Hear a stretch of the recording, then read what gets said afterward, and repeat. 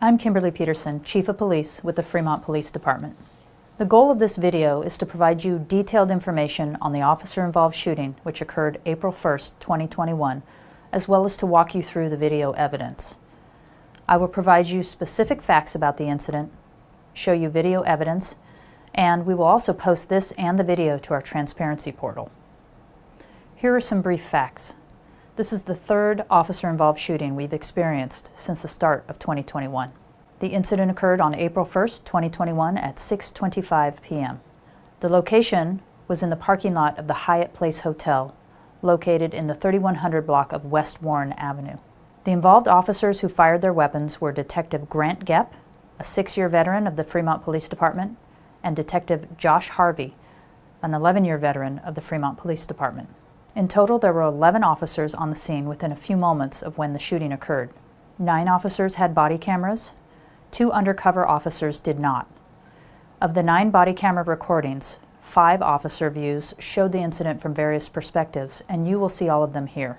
4 camera views were either blocked or did not show the shooting because the officer arrived after it occurred.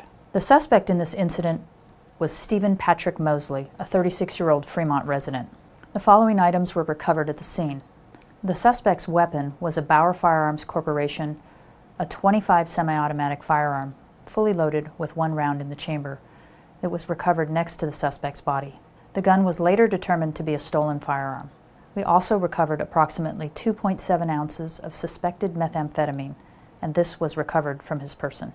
Suspect Mosley had prior arrests for stolen vehicles, drug possession and sales, multiple firearm possessions, brandishing of a firearm, home invasion, burglary, fighting with police, fleeing from police both on foot and in vehicles, assault with a deadly weapon, multiple probation and parole violations, and other illegal weapons violations. Had Stephen Mosley survived, the Fremont Police Department would have sought charges for Penal Code 245-D2, assault with a deadly weapon on a peace officer, Penal Code 148A1, resisting arrest or delaying an arrest, Penal Code 29800, felon in possession of a firearm, Health and Safety Code 11378, possession of a controlled substance with intent to sell. Stephen Mosley had several outstanding felony warrants. There were 2 warrants for vehicle theft, 1 outstanding warrant for drug possession with intent to sell, 1 outstanding warrant for a felony probation violation related to weapons possession. Here are the details of the officer-involved shooting.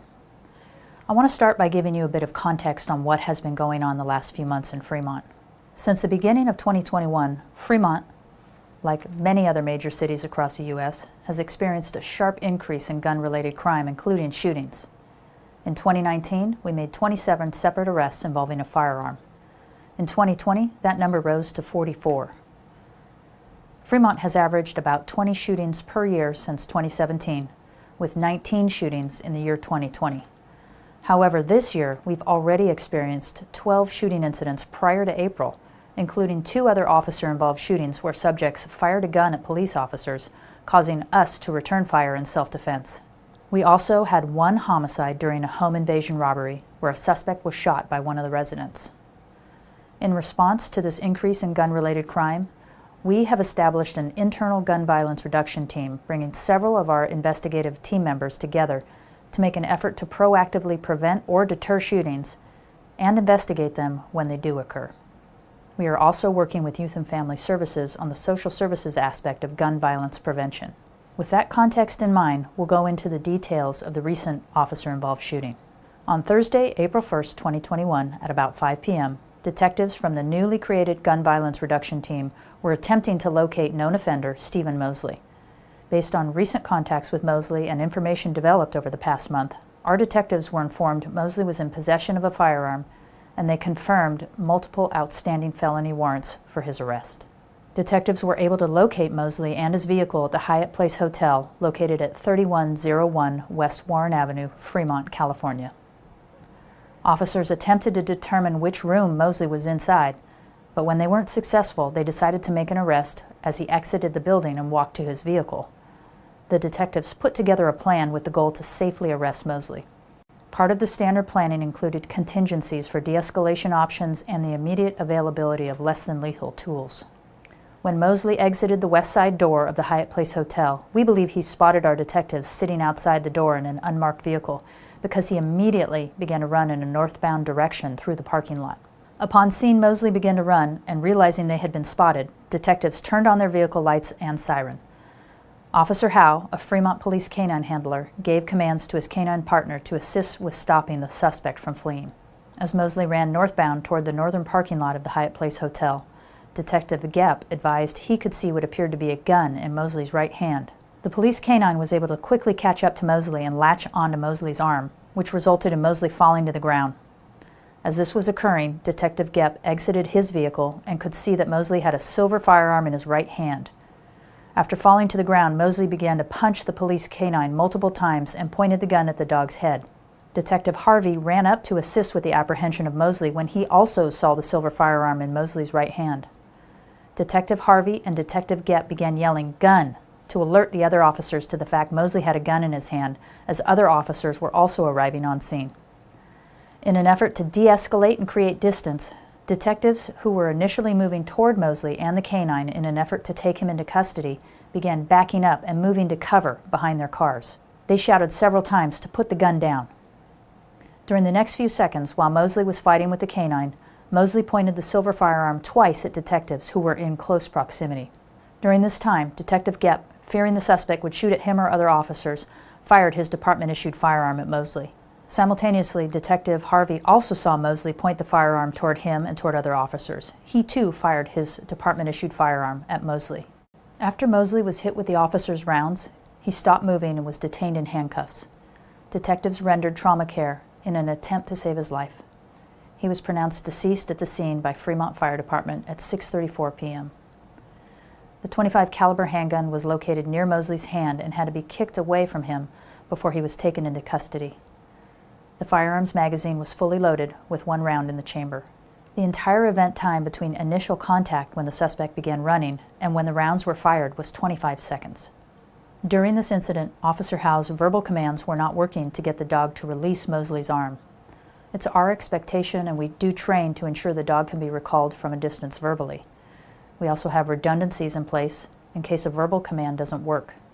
The first redundancy is the electronic collar. In this instance, the handler tried activating his e-collar several times to no avail. We believe we had an equipment failure with the e-collar. We have now replaced the e-collar, and we're retraining and recertifying the canine to ensure we're able to recall the dog effectively from a distance.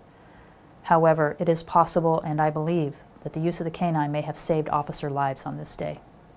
During the interviews of Officer Gepp and Officer Harvey, they stated they discharged their service weapons because they were in fear for their lives, the lives of their fellow officers, and the public.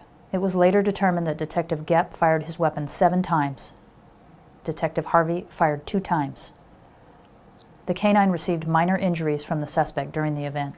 The Alameda County District Attorney's Office officer-involved shooting team was contacted at the outset of the investigation and was requested to complete an independent and parallel investigation. Representatives from their office were present for the initial investigation and for the interviews with the involved officers. The Alameda County Coroner's Office conducted an autopsy of Mosley and stated he was struck 5 times, determining the cause of death as multiple gunshot wounds. The video you are going to watch is a compilation of security camera video and body-worn camera video. As noted before, by the end of the incident, there were 11 officers on scene. 9 officers had body-worn cameras, 2 undercover officers did not. Of the 9 recordings, 5 captured pertinent video, recording at least part of the incident from various angles. 4 recordings either had little or no view of the incident or the officers arrived after the shooting occurred. We have put the videos together in a way we believe provides the best understanding of what occurred. What you will see in this video is a combination of footage from the hotel surveillance cameras and officers' body-worn cameras. Then you will see an overhead view of the scene. We've overlaid the perspectives to orient you and to show you where the officers were standing while the cameras recorded. For each camera view, we will show you the incident in real time and then again using slow motion and zoom effects to spotlight crucial details from the investigation.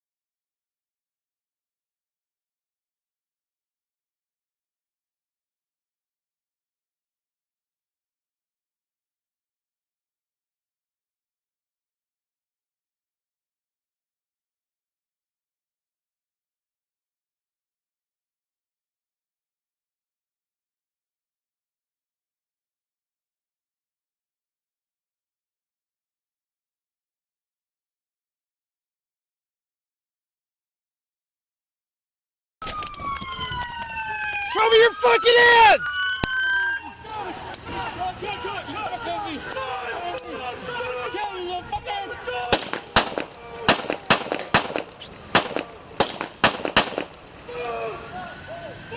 Shots fired at Hyatt Place.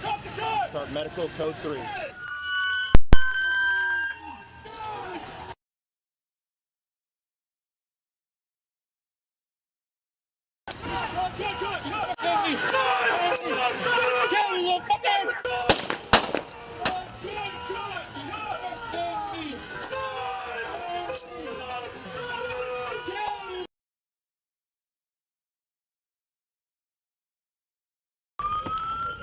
Go, go, go.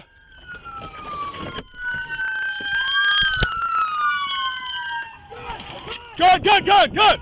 Gun! Gun! Drop the gun! Drop the gun!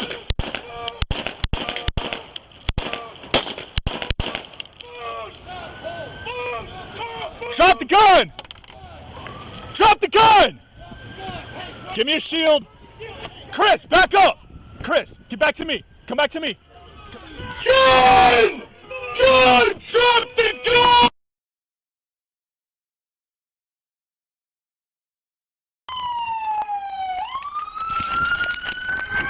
Hey, dog on bite. He ran northbound.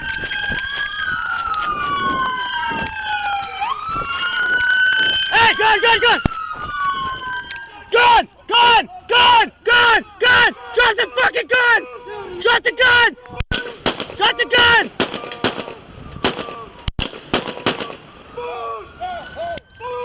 Hey, we got shots fired. Drop the gun! Drop the gun! Dogs on bite, start 1141 code 3.